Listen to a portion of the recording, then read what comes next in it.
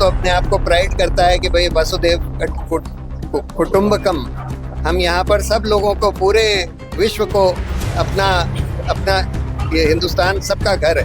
ऐसी जगह नहीं भेज सकते जहाँ उसका जेनोसाइड हो रहा है। और म्यांमार में तो रोहिंग्याओं का जेनोसाइड हो रहा है, तो इंटरनेशनल कोर्ट ऑफ जस्टिस भी कह चुका है। म्यांमार के कोस्ट के पास समुद्र में भी फेंका गया है कई लोगों को, और ये बिल्कुल ही अमानवीय है। इतने सारे लोग हैं, उनके मंत्री हैं जो मध्य प्रदेश के, और इतने सारे भाजपा के लोग हैं जो गालियां दे रहे थे ये जो आर्मी ऑफिसर है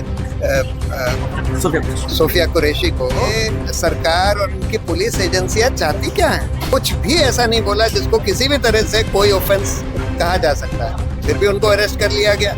अगर कोई उनसे किसी चीज में सहमत ना हो तो उसको खतरा मानते हैं। बहुत ही क्रेडिबल रिपोर्ट्स आई हैं, और जो जिन लोगों को फेंका गया समुद्र में, उन्होंने म्यांमार से फ़ोन करके भी अपने यहाँ पर जो रिश्तेदार या दोस्त थे उन लोगों से भी बात करी है। और बहुत सारे मीडिया ऑर्गेनाइजेशंस ने ये बात बोली है, और अब यूनाइटेड नेशंस की एजेंसीज का इस पर इन्वेस्टिगेशन भी हो रहा है, और इसका सरकार की तरफ से कोई डिनायल नहीं आया। तो ये बात सही लग रही है कि इन लोगों को पुशबैक भी किया गया है, जबकि म्यांमार उनको एक्सेप्ट नहीं कर रहा, और इनको म्यांमार के कोस्ट के पास समुद्र में भी फेंका गया है कई लोगों को, और ये बिल्कुल ही अमानवीय है।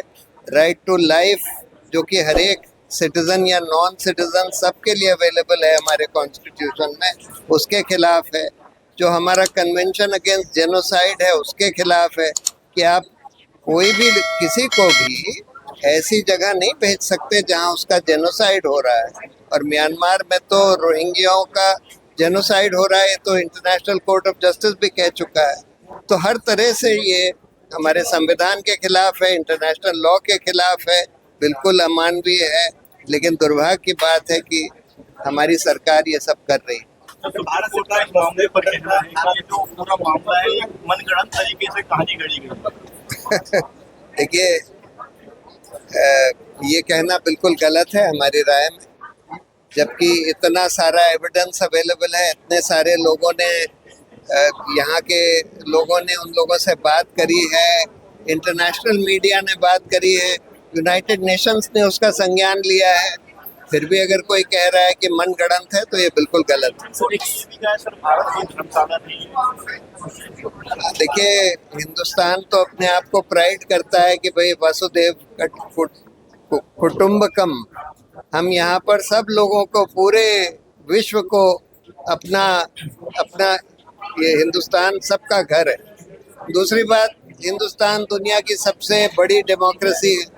अब अगर, और हमारा कॉन्स्टिट्यूशन आर्टिकल 21 में राइट टू लाइफ और लिबर्टी सबको देता है, और फिर भी अगर हम इस अमानवीय तरीके से बिहेव करेंगे तब तो फिर हम सब सारे प्रिंसिपल्स की धज्जियां उड़ा रहे हैं। Sir, professor Ali Khan arrest हो गए हैं, लेकिन विजय शाह जो मंत्री बीजेपी के, वो नहीं हुए, क्या राय है? देखिए, उन्होंने तो, प्रोफेसर महमूदाबाद ने तो कुछ भी गलत नहीं बोला। जो हमने उनका पूरा पोस्ट पढ़ा है, एक एक शब्द से मैं सहमत हूँ। कुछ भी ऐसा नहीं बोला जिसको किसी भी तरह से कोई ऑफेंस कहा जा सकता है, फिर भी उनको अरेस्ट कर लिया गया। मतलब ये तो हमको समझ में नहीं आ रहा कि ये सरकार और इनकी पुलिस एजेंसियां चाहती क्या हैं। और उधर इतने सारे लोग हैं, उनके मंत्री हैं जो मध्य प्रदेश के, और इतने सारे भाजपा के लोग हैं जो गालियां दे रहे थे ये जो आर्मी ऑफिसर है सोफिया कुरैशी को, और ऐसी भद्दी भद्दी बातें कह रहे थे, और बस जंग ही चाहते थे। मतलब ये कह रहे थे कि बस अब पाकिस्तान को मिट्टी में मिला दो वगैरह वगैरह। तो इन सब लोगों के खिलाफ एक्शन लेने के बजाय आप ऐसे जने के खिलाफ एक्शन ले रहे हैं जो कि कह रहा है, जो सही बात कहने की है आज के दौर में, वो कह रहा है। सर, ये एक सवाल और क्यों कह रहे हैं देश को खतरा है, इनका बयान बीजेपी वाले कह रहे हैं देश को खतरा है। पता नहीं किस चीज को वो खतरा मानते हैं। अगर कोई उनसे किसी चीज में सहमत ना हो तो उसको खतरा मानते हैं।